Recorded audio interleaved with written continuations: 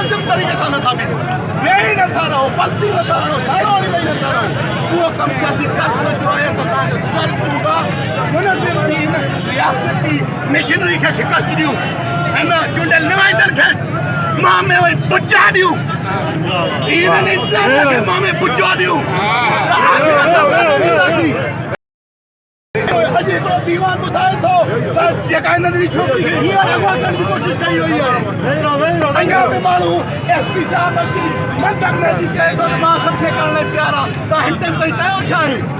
ही माण्हू छा थींदा? आख़िर छिता थींदा छा थींदा?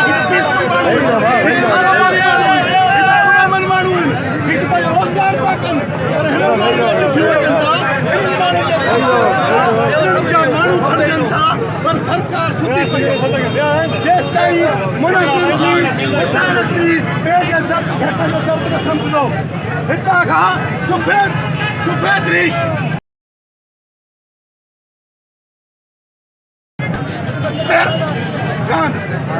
बाराम खान खोसो हिन टाइम ताईं अॻु आहे। खोसा कबीलो लिखियो पढ़ियो आहे, सम्झो त दीवाननि खां पोइ जेकॾहिं शरीफ़ आहे त उहो खोसा आहे, उन्हनि जो हिन टाइम ताईं माण्हू अॻु आहे। आख़िर छा कंदासीं? रड़ियूं न कंदासीं, छा कंदासीं? उहो चवंदा आहिनि साईं जेका हिन कॉमेंट खिलाड़नि जे लाइ ॻाल्हाइनि था, बाबा असां तव्हां लाइ ॻाल्हायूं था, इन ॻाल्हाइण जी सलाह नथी, कंहिंजा घर ठाथा वञनि था, कंहिंजे गिटनि में सफ़ाई नथो कयो वञे, कॾहिं रसुल्ला गॾाणी जहिड़ा माण्हू शहीद कया वञनि था। इहे सिर्फ़ु वात जे करे, उहो वात असां बि खोलियो आहे, असां बि शहादतूं माणींदासीं तव्हांजे ख़ातिर, तव्हांजे बचे जे ख़ातिर।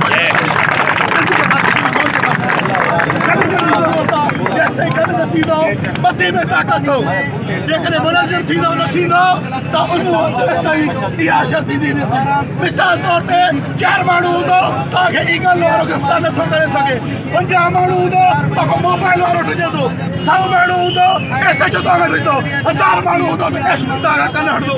असां माण्हुनि जे गॾ ते यकीन रखूं था, जमहूरी माण्हू आहियूं, चाहियूं था तव्हां गॾिजो, तव्हां गॾु थो गॾिजो, असांजी ताक़त थींदो, पंहिंजी ताक़त थींदो, वतन बि बचाए सघंदासीं, माण्हू बि बचाए सघंदासीं। असां तव्हांजी हर एहतियाज में गॾु आहियूं। सिंध पार्टी तव्हां सां हर वक़्तु गॾु आहे।